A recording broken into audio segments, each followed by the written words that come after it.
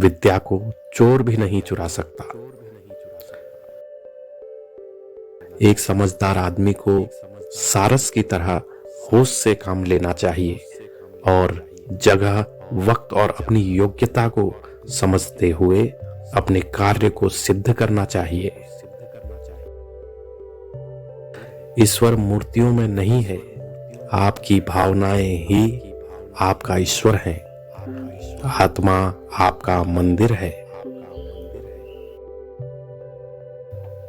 एक राजा की ताकत उसकी शक्तिशाली भुजाओं में होती है, ब्राह्मण की ताकत उसके आध्यात्मिक ज्ञान में, और एक औरत की ताकत उसकी खूबसूरती, यौवन और मधुर वाणी में होती है।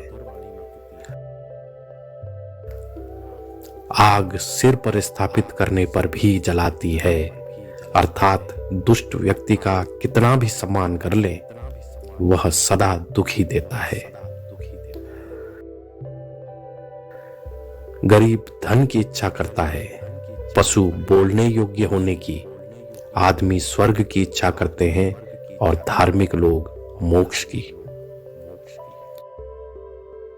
जो गुजर गया उसकी चिंता नहीं करनी चाहिए, ना ही भविष्य के बारे में चिंतित होना चाहिए। समझदार लोग केवल वर्तमान में ही जीते हैं। किसी भी कार्य में पल भर का भी विलंब ना करें। किसी विशेष प्रयोजन के लिए ही शत्रु मित्र बनता है।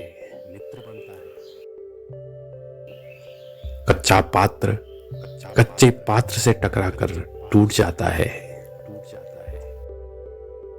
भाग्य के विपरीत होने पर अच्छा कर्म भी दुखदायी हो जाता है।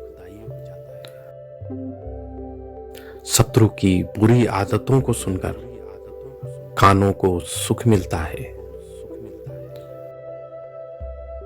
जन्म मरण में दुख ही है। पृथ्वी सत्य पे टिकी हुई है। ये सत्य की ही ताकत है जिससे सूर्य चमकता है और हवा बहती है। वास्तव में सभी चीजें सत्य पर टिकी हुई हैं। जिस आदमी से हमें काम लेना है, उससे हमें वही बात करनी चाहिए जो उसे अच्छी लगे। जैसे एक शिकारी हिरण का शिकार करने से पहले मधुर आवाज में गाता है।